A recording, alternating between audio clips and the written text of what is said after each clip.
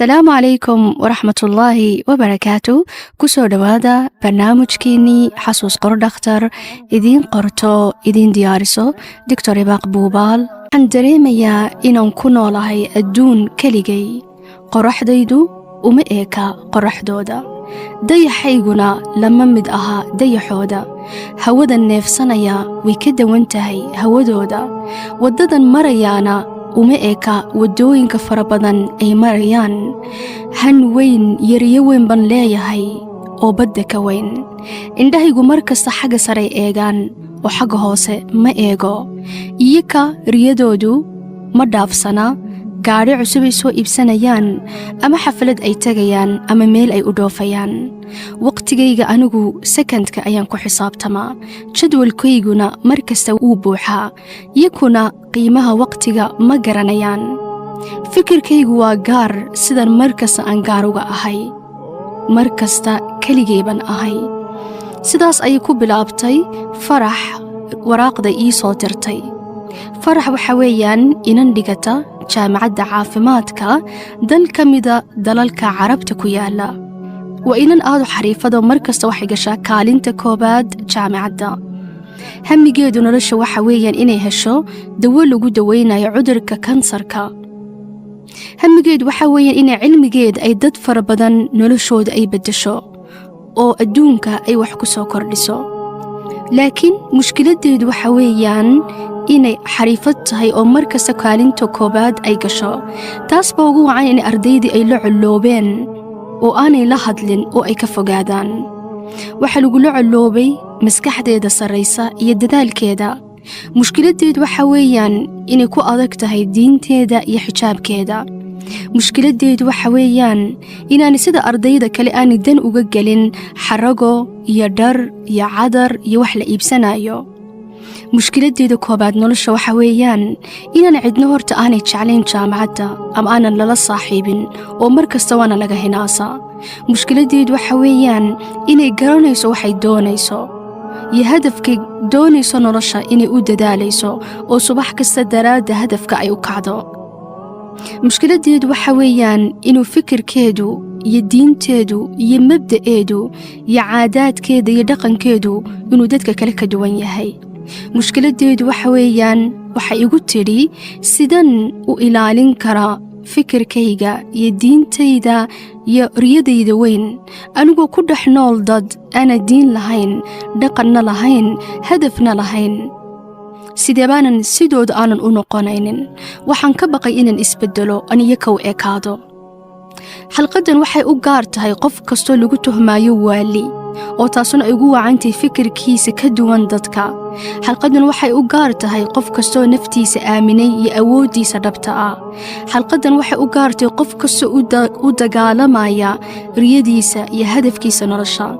xalqadan waxay u gaar tahay qof kastoo aanay dadku aanay fahmayn aanay qiimaynayn wuxuu qabanayo oo dadka aana u ekayn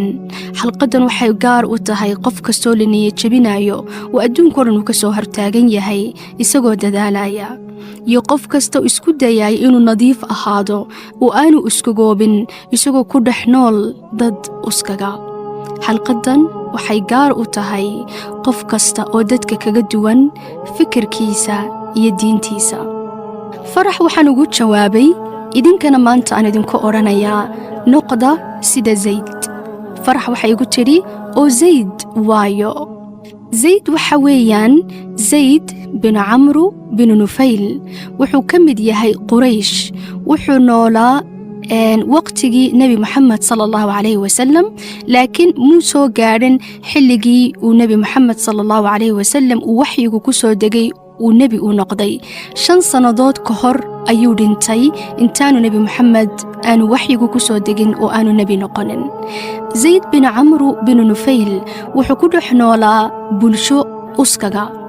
dad khamriga cabba dad sanam caabuda wuxuu ku dhex noolaa dad ilaahooda ka sameeya qori iyo timir oo markay gaajoodaan timirtaa cuna ama rabbigooda cuna wuxuu ku dhex noolaa dad ribada ku dhaqma dad qofka xoogga weyn leh awoodda leh qofka jilicsan aanu u naxariisanayn uu ku joogsanayo wuxuu ku dhex noolaa dad aanu bini'aadamku qiimo lahayn oo dulmigu ku badan yahay oo qofka xaqiisa la cunayo oo qofka si yaroo fudud loo dilayo dadka ku dhex noolaa waxaa ka mid ahaa abulahab iyo abujahl wuxuu ku dhex noolaa dad inanta yar markay dhalato la dilaayo iyadoo aana dembi lahayn zayd bin camru bin nufayl markuu arki jiray quraysh iyagoo inanta yar qaadaya oo doonaya inay dilaan intuu ka daba socdo ninka inanta yar sida ayaa wuxuu ku odhan jiray inanta yar ha dilin aniga ii dhiib anaa korsanaya qaar baa ka yeeli jiro oo hablahooda yaryar siini jiray markaasaa intuu inanta yar qaato ayuu gabadhiisa u geyn jiro ku odhan jiray inantan yar inoo kori muddad ka bacdi ama dhowr sannadood ka bacdi inanta yar markii weynaato ayaa intuu soo kaxeeyo ayuu aabbaheed u keenaa markaasaa wuxuu ku idhaahaa haddaad doonaysid awood aad u haysid waan ku siini haddaanad kari karinna ana iska haysan oo korsan zayd bin camru bin nufayl wuxuu markasta isweydiin jiray waanuu fakari jiray wuxuu odhan jiray noloshan aan ku noolahay kolleyba noloshii saxda ah maaha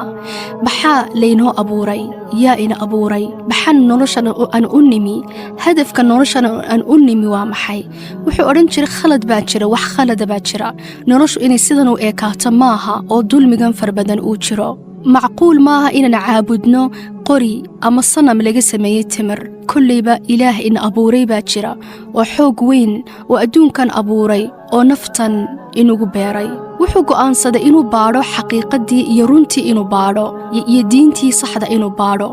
wuu dhoofay oo wuxuu tegey bilaadi shaam ayuu tegey wuxuu baadhay yuhuudi intuu u tegey ayaa wuxuu ku yidhi bal diintiina iga sheekeeya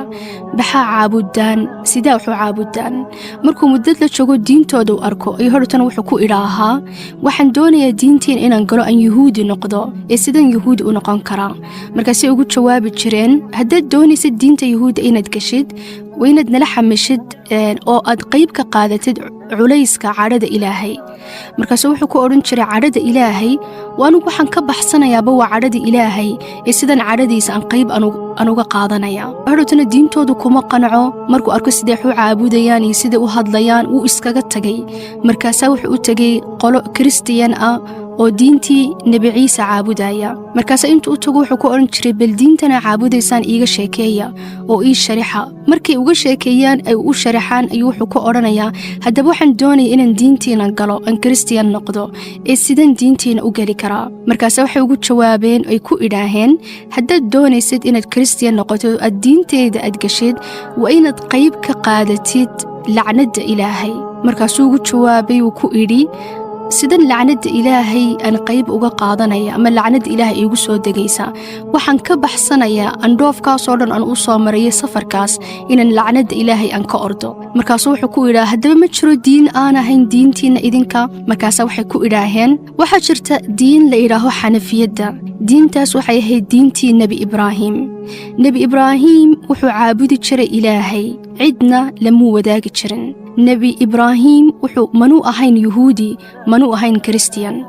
ilaahay ayuu u tukan jiray oo wuxuu u sujuudi jiray dhinaca guriga ku yaala dalkaad ka timi waxay uga jeedaan kacbadda laakiin diintan aad baadhaysid ama diintan ibraahim cid iminka diintan si fiican u garanaysaa ma jirto cid kaa caawin kartaana ma jirto ama cid kuu sharaxi karta diintan markaas hodhatan waxay ku idhaaheen waxaad ku noqotaa dalkaad ka timi nebi ayaa soo dhow goortay uu soo baxaayey oo diin cusub baa soo baxaya ee ka gaadh zayd bin camru bin nufayl hadalkoodii ayuu ku qancay oo waxaa cajabiyey diinta nebi ibraahim waxaanuu dareemay inay tahay diintii saxda ahayd ee ilaahay lagu caabudayay aana cidna lala wadaagaynin laakiin nasiib daradiisa cid quroo diintan uga sheekaynaysa ama u sharaxaysa ama ka caawinaysa siduu ilaahay u caabudaya ma jirto laakiin madan buu ka galay may dankamuu gelin hadaf buu u socday wuxuu doonaya xaqa inuu gaadho dankamuu gelin inay cidi la socoto dankamuu gelin inay cidi ku taageersan tahay dankamuu gelin inay cidi diintan ay ka caawinayso ama xaqii ka caawinayso intuu saxaarihii istaagay ayaa wuxuu idhi ilaahayow waxaan kuu sheegaya inaan diintii nebi ibraahim aan haysto adanku caabudaya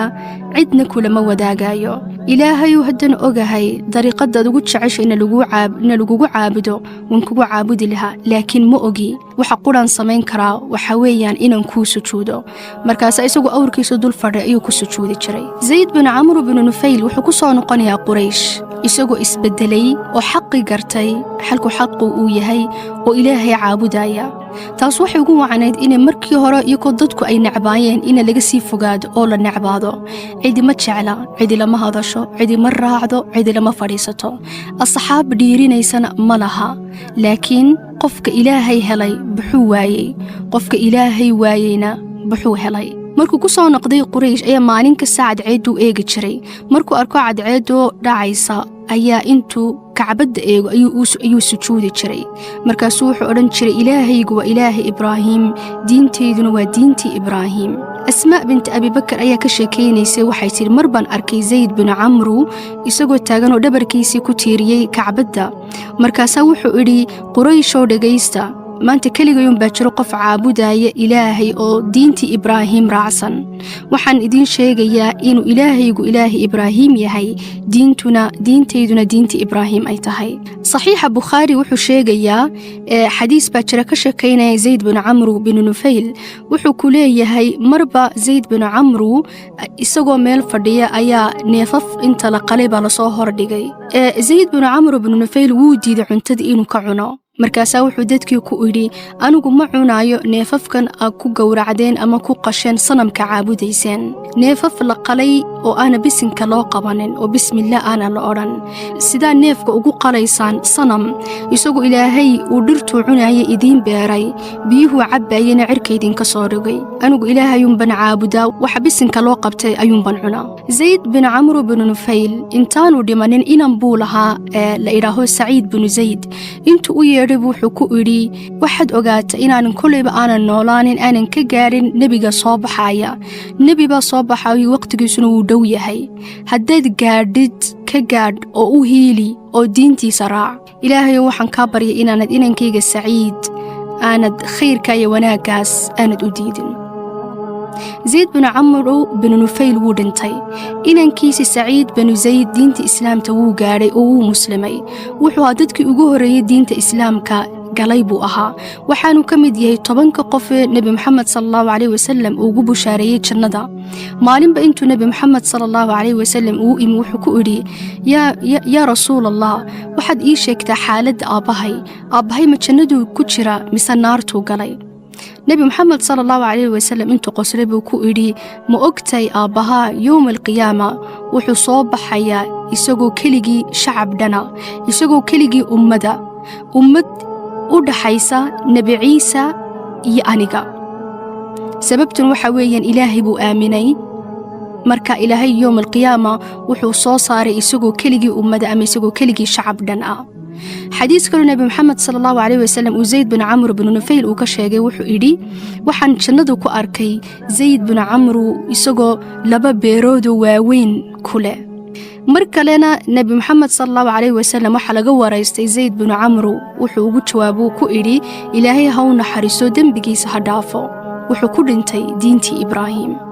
Zayd bin Amr bin Nufayl kamuu galin dan inay cidi wadada ay la socoto keligii buu xaq ku taagnaa iyo mabda'iisa fikirkiisu ismuu bedelin manuu jilcin asxaabna muu lahayn ku taageeraysa taas bay ahayd sababtu hadiyada ilaahay uu ninkaas ku deeqay inuu keligii yawm alqiyaama uu soo baxo isagoo shacab dhan keligii iyo isagoo ummad dhan keligii ana farax waxaan ku oranayaa iyo qof kasto dhibaatada farax ay haysato kale muhiim maaha inay dadku fahmaan ama ay jeclaadaan waxaad qabanaysid laakiin waxa muhiim ah inaad aaminsantahay waxaad qabanaysid oo aad jeceshahay waxaad qabanaysid oo ilaahay raali ka yahay waxaad qabanaysid haddaana dadka ka duwanayn ama gaar aana dadka ka ahayn kuma soo kordhinaysid adduunka wax cusub waxaad samaysaan siduu Zayd uu sameeyay noqda ummad kaligiin waa mahadsantiin wassalaamu calaykum waraxmatullaahi wabarakaatuh